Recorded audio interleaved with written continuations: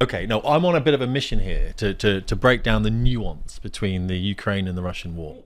Because I think people have and I did as well for a very long time, with a very reductive argument of, well, I was the opposite, but people will say, well, Putin bad, Putin invaded Ukraine. So if someone invades another country, that's a bad thing. I mean, we've done this lots ourselves, haven't we? But no one seems to think that we're that bad, although people do. I mean, the people in the countries we invaded do. Yeah, of course, absolutely. And now they're coming here. So, who would have thought that might happen? If we go to other countries, well, I did 2 tours in Iraq, and I remember thinking, when I was flying over Iraq, thinking, if we're telling people in Iraq that we're here because our way of life is better, at some point they're going to come over to our way of life, aren't they? And that's obviously, I was over Iraq 2007. I watched I don't want to go on too much of a tangent, but I watched Full Metal Jacket yesterday, and there's some great bits in that where I think they're doing a bit where they're interviewing all of the soldiers for film crew that are going through Vietnam, and one of them talks about how all the people in Vietnam that they're liberating aren't grateful to them, they hate that they're there, they despise the people, and he goes, I guess they must prefer being alive than being free. Yeah, crazy. Because that's what we always do. We go into some place and we bomb the hell out of it, and we say, "Don't worry, you're free now." Yeah. Well, I mean, the Hussein family were a crime family of monsters. Of course. I mean, absolutely. not forget that. Yeah, but they obviously kept that country together, and they kept the whole region together. Now, whether it was methods that we wouldn't use, right. I think this brings me nicely on to my next point, of course, Bo. It's almost like I set you up for it. Mm-hmm. The issue is, I don't think people, and I'm one of these people, and I'm trying to learn as deep as I can by reading multiples of sources, we don't understand the Russian way of thinking. We apply our own Western thoughts to Putin, and it's completely. I'm reading a book by Philip Short at the moment called Putin, which is a great book to read, or a podcast when you're doing some gym work or whatever. But it's a very in-depth look at Putin, and you realise Putin and the people he goes through, especially in the KGB, they're just not the same as the way we are. They're not the same as us. Even the way we looked at these people, we're looking at them still through a very Western lens, and it's not a Western lens. And I'm trying to get people to understand the historical significance, which is brilliant that you're here, of Russia.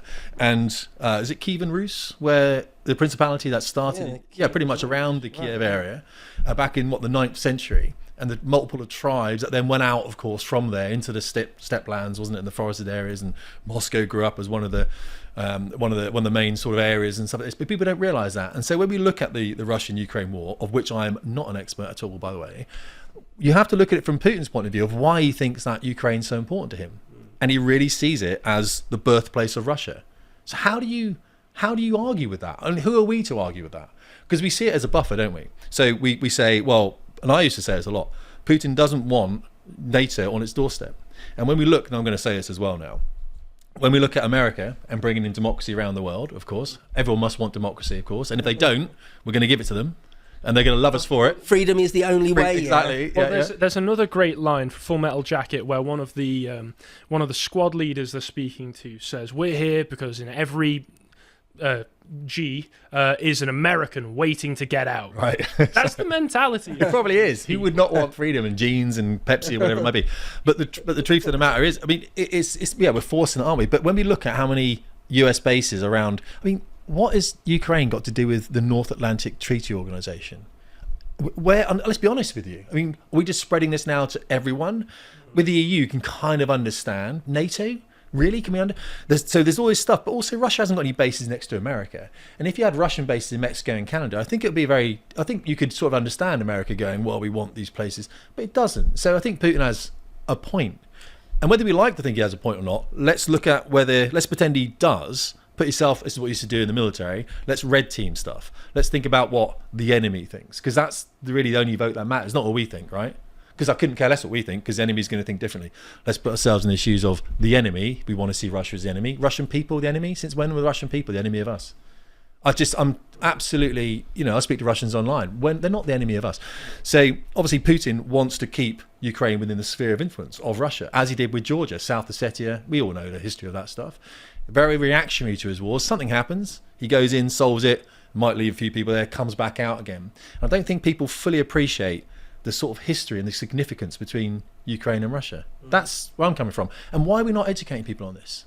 Why are we just saying Russia going into eastern Ukraine bad, that's it, he must be the bad person? I think because the State Department and the Pentagon hawks need it to be that way. The Blinkens, the Newlands. I think the one point you made, I think, is very, very interesting, is that the Russian view of the world is different to Western Europe.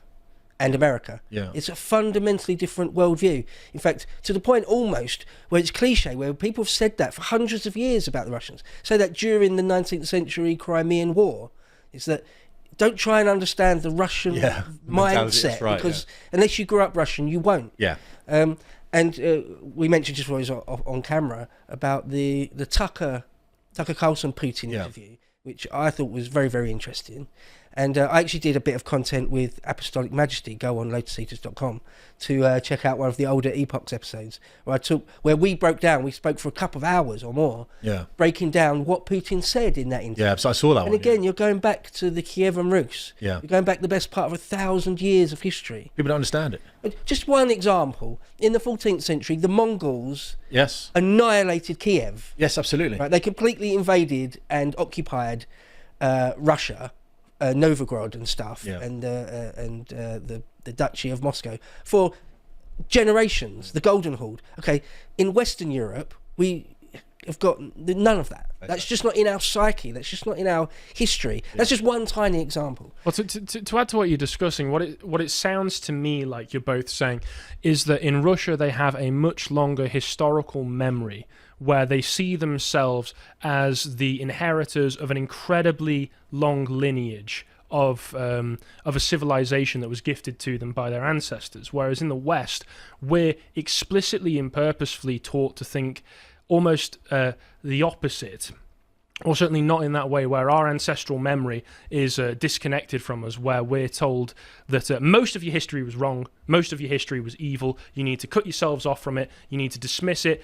All of your ancestors were all bigots, cowards, slave owners of some form, and what history you do learn is already taught in these very, very broken up modules, where you'll learn maybe a bit about the Civil War, you'll learn that Henry VIII had a few wives that he wasn't very nice to because he wanted a son, and very, very little else, maybe the Norman conquests. So you don't get a sense of your own history as being this long connected story leading to you and your family and your descendants. To protect it. Yeah, because that it breeds complacency and it breeds apathy towards your own history. Whereas the Russians don't have that. So we might be able to understand it a bit better if we had been raised in a more similar way like they do. But we're not here. I think the point you're making, Tim, is completely valid. I couldn't agree more with you that to be forced to accept that history started when Putin invaded Crimea, or after that things started there, the narrative started there. It's just it couldn't be more silly. Really, it's silly. Yeah. But I think we can all understand young minds capitalising on this. And when I talk about young minds, I'm not talking about young people. I speak to young people all the time who've got a far greater sense of history than some old people have. It's the inability to look deeper into an issue, to maybe listen to a podcast or listen to one of your epochs or something, and just say, what is this? Let's just break this out. Like, why is Putin so intent on having presence, having some kind of aspect of Ukraine influence, basically? I mean, if you go back to what Yanukovych obviously being ousted in the 2010. I mean, I think the actual, and then coming into Poroshenko and then Zelensky, of course. If we actually look about Crimea and why he wanted to keep Crimea, and if Crimea was on it, people don't realise Crimea was leased from Ukraine for £90 million a year. From about 2010. It was leased before that, in fact. And it went on to a lease that was going to expire in 2042. People don't realise that Putin had leased it from Ukraine. So I want this Crimea era. I want it. And then when Yanukovych was ousted, of course, in the Euromaidens in 2014, wasn't it? And Poroshenko came in. You saw Poroshenko leaning west again, as Yushchenko had done previous to Yanukovych. And he thought, I'm going to lose control of Crimea and Sevastopol. When we look at it in a very sort of strategic way, as Putin obviously does, he thinks, well, I can't have that. So I know it's going to happen. They're going to stop this lease. It was for a gas deal as well that was involved. We're going to give you cheap gas to Ukraine, all this kind of stuff. So he said, you know what, I'm going to put my little green men in there and I'm just going to secure the territory. I'm not saying anything's right or wrong, but I can say we can understand it if we look deeper into the history. You've got a naval base there, vast expense. So what Ukraine did is they went, all right, we're going to stop the water flow. And Crimea is reliant on water from the northern Crimean Canal, for example, that is in the eastern area of Ukraine, above Crimea. So they blocked the canal, so they didn't have any water. So now he hasn't got any water in Crimea. So now he's got to go and secure that water source.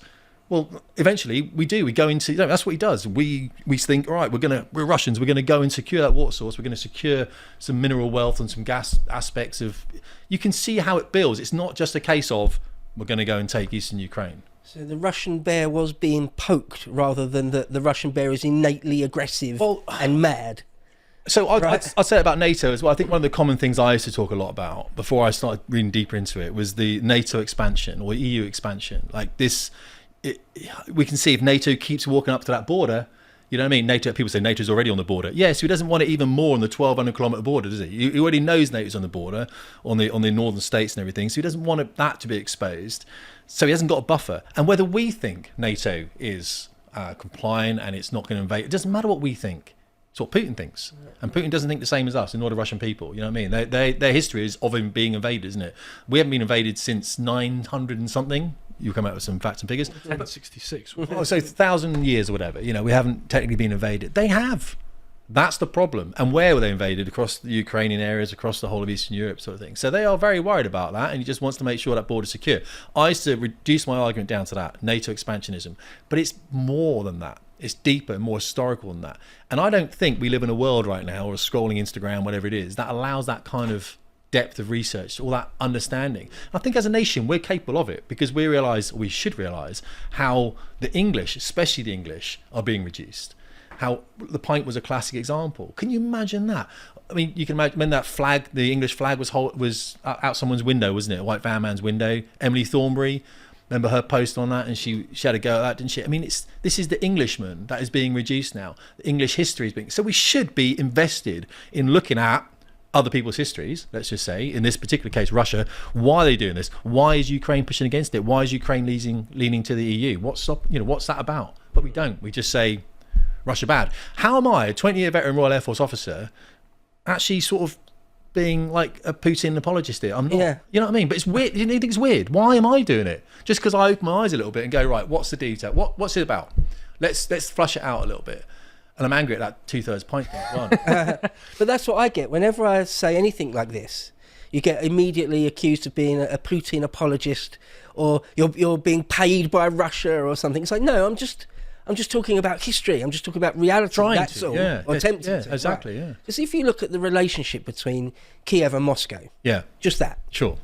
and let's say just the 19th and 20th century alone, it's a very, very, very involved story. Yeah. Crazily involved story from the Russians. What Lenin did, Lenin's sort of settlement with Ukraine, how Stalin treated Ukrainians Absolutely. in the Gulag system. Yeah, if you read Solzhenitsyn, Yeah, the history there's is... all sorts of stuff all about Ukraine. Even ever since '89, when the Soviet Union collapsed. Just from 1989 until 2014 or whatever, that window of time, massively complicated relationship, Hugely. really, really complicated thing, and bound up with 1,000 years plus of baggage. But no, you have to, the State Department and our Foreign Office and the Pentagon and the politicians say, no, you can only really think about this in terms of since 2014 or whatever it is. So I think...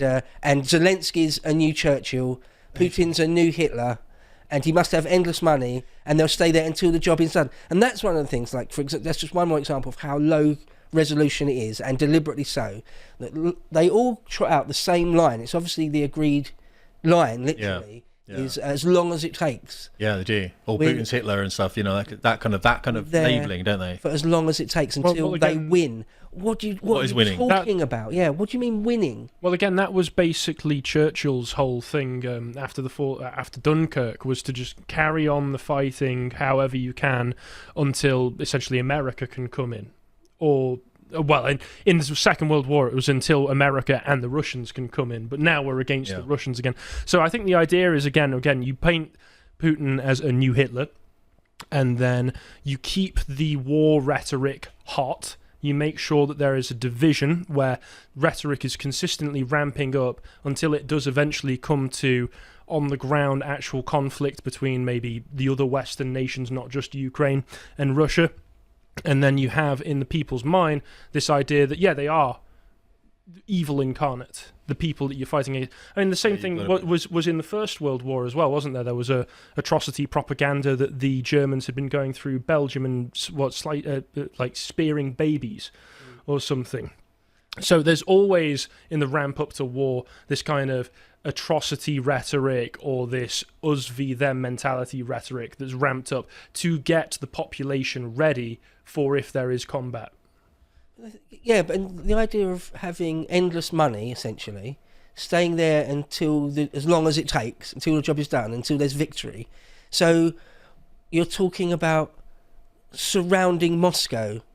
Well, that's what they were saying, taking Moscow, yeah. With divisions. Well, that's the ultimate goal, That's surely. not going to happen. Well, Ukrainian armoured divisions and infantry divisions are going to surround Moscow, storm the Kremlin, and remove Putin. Well, you've got to remove Putin somehow. It's not going to happen. But you saw Sergei Lavrov, didn't you, in the UN General Assembly, was it, recently, when David Lammy was addressing him?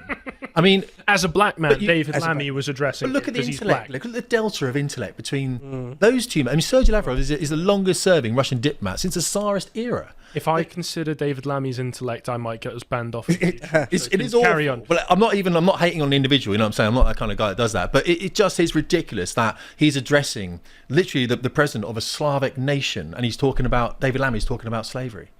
I'm like, It's his only point of reference. and it always has been. But you don't take it to the UN, do you? And use it as a leverage. I stand here as a black man. Well, for a start, you're sitting down, mate. You know what I mean? Let's just. Well, I said the way that I view this is that you can tell when you watch somebody like David Lammy give that speech, or any other leftist, the way that they intone their voice, the pauses that they give, in their head, there's swooping camera angles, there's a swelling of an orchestral soundtrack. And It is true. They think they're in their high school films giving a speech to the bully that makes the bully realize, I've been wrong this whole time. I need to change my ways. That's how they see the world. It's high school nerds, which are good people, who are them, versus the jock bullies, who are bad people. That's how they see the world. Well, that's interesting being left and right. If you look at, they found it in America, didn't they? All the right guys were like lifting and trying to get themselves jacked because they know what's coming, and all the guys on the left weren't. You know, sitting in the basement eating like Wotsits and stuff. You know, which we've all done, you know, many times. But no, that is one of the things. So I think my thing here, we that's it really. Is just let's delve into a bit more of the history, look at the Russian people, look at their point of view, and literally try and go there. It's like, what does it mean for Putin not to have that warm water port? What does it mean? Like, why are we not? Who blew up the Nord Stream 2 pipeline? That went quiet, didn't it? Come on. I mean, well, there was the reports that I. No, I'm joking. I'm joking. sorry. There No, I'm were- totally joking. That's what they want us, right? oh yeah, of course. I spoke to an AFD dude once, and he literally did. Peter Boehringer. I did an interview with him, and I asked him about that, and he actually did do that. And he wasn't joking. He was literally like, Seriously. can't talk about that. Yeah. Well, there were the reports that came through. I think it was Yes, the Wall. weird as hell. There was the Wall Street Journal articles from a few, I think last month or the month before, where they were trying to pin the whole thing on it was a Ukrainian inside job, but Zelensky wasn't in favour of it, and it was come up by some general and 3 other guys when they got drunk one night who thought it would be a really great false flag, and the whole story absolutely stank. And there were a few things, America had no involvement other than being aware that there were these people trying to do it, except they were saying, no, you shouldn't do it. And again, there was a lot wrong with that story. There's about 3 countries in the world that know how to do that. I was going to say, you would need either you need a submarine program, right? It was, you need professional frogmen. You need only a few. It was done by people could have done it. It was done by a pair of diving on a yacht or instructors. something, wasn't it? On a yacht. On a yacht. On a yacht. Yeah, I saw that. Yes.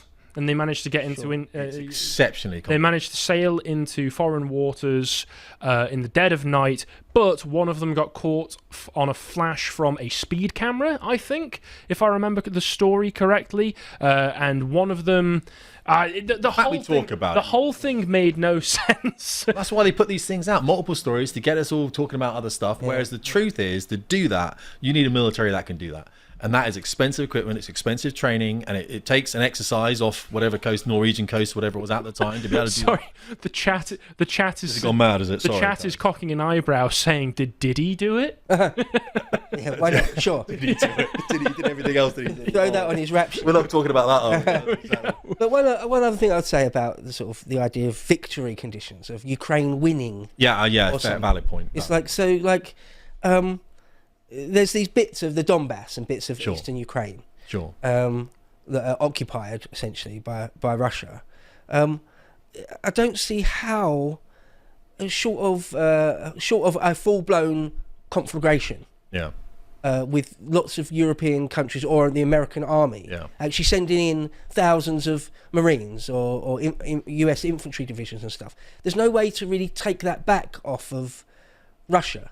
Ukraine on its own cannot, I don't think, take those areas back. It's not capable of doing it. You remember last summer there was this big offensive that they spent billions on, apparently, and it didn't go anywhere. It didn't do anything. They dug in 5 kilometres worth of trenches. The actual what's actually happening on the ground, the Russians manufacturing so much more artillery and stuff. It's like it's an artillery war in all sorts of ways. Yeah, it always was. They've got loads more armour, loads more tanks than the Ukrainians will ever be able to field, really. There's not really any scenario where Ukraine can win. Well, we haven't even spoken about why F-16s aren't flying over Ukraine, and we haven't spoken about the surface-to-air missile threat, the ground-based air defence, integrated air defence systems. I was an electronic warfare instructor. I don't talk about it all the time, but there's a reason that when you go against Russia, you learn about these things because they are expert at electronic warfare.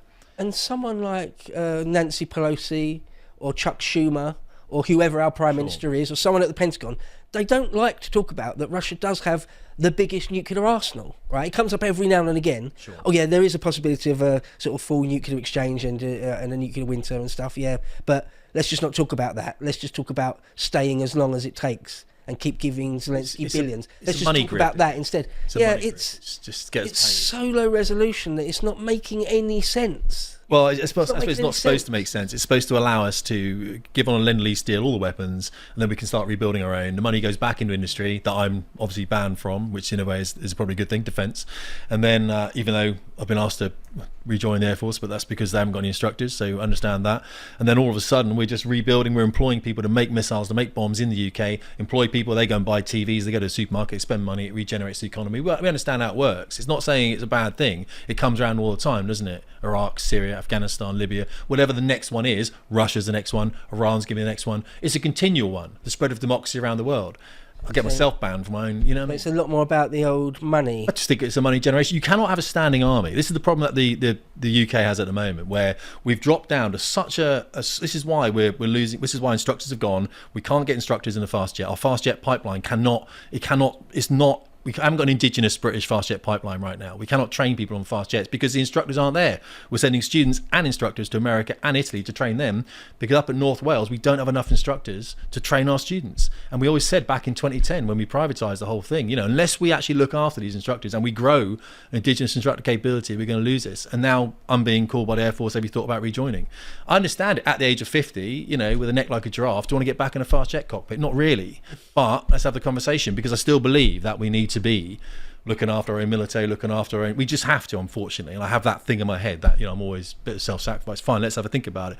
But the truth is, it's a dangerous world, and leaving ourselves wide open is a stupid thing to do. It is, and we're not encouraging young people. So we're taking away their the nationalism of the young. Is that the right word? The patriotism of the young. We're saying that it's not right to have a white skin.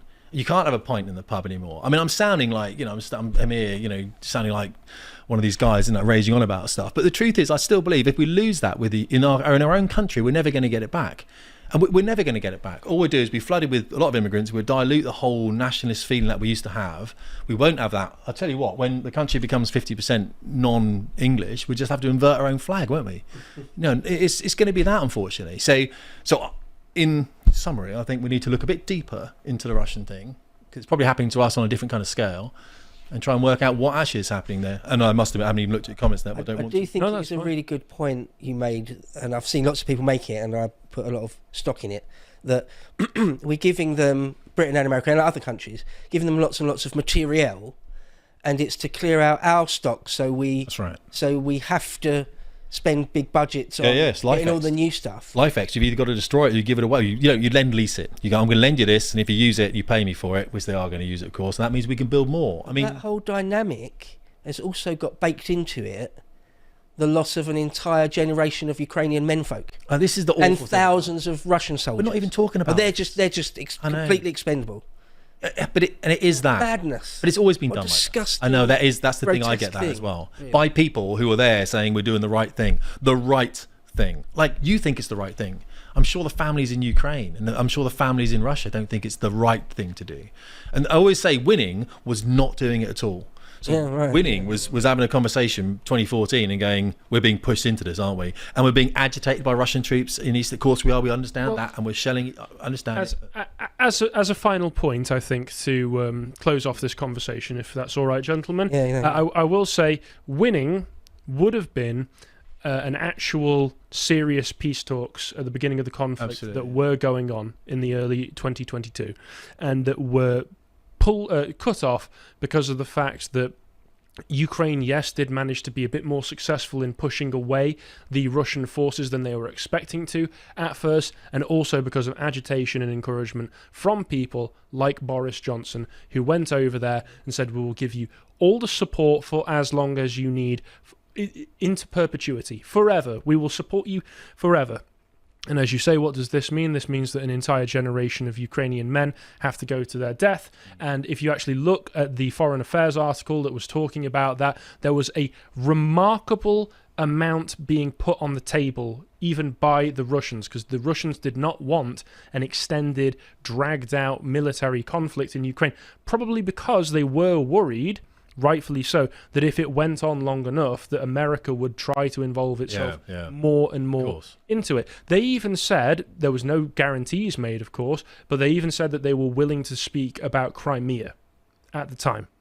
And so the fact that we basically went in and sabotaged those talks, or at least our government did, shows that the government do not care about peace. They do not care about a settlement. They only care about aggression towards Russia. That's how I perceive it.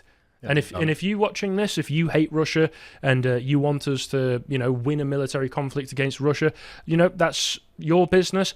I do not want generations of men to have to die, and I do not want generations of my own countrymen to get sucked into it either. That's my view on the matter. All at the low price of an infinite amount of Ukrainian blood. Brilliant. I hope you appreciated that segment from the podcast of the Lotus Eaters, and if you want to see what else we're up to, you can watch us have a lot of fun in our series Lads Hour on the website. This time we're talking about GeoGuessr, and if you want to follow all the other work we're putting out, you can follow us on Twitter. Thank you very much for watching, and goodbye.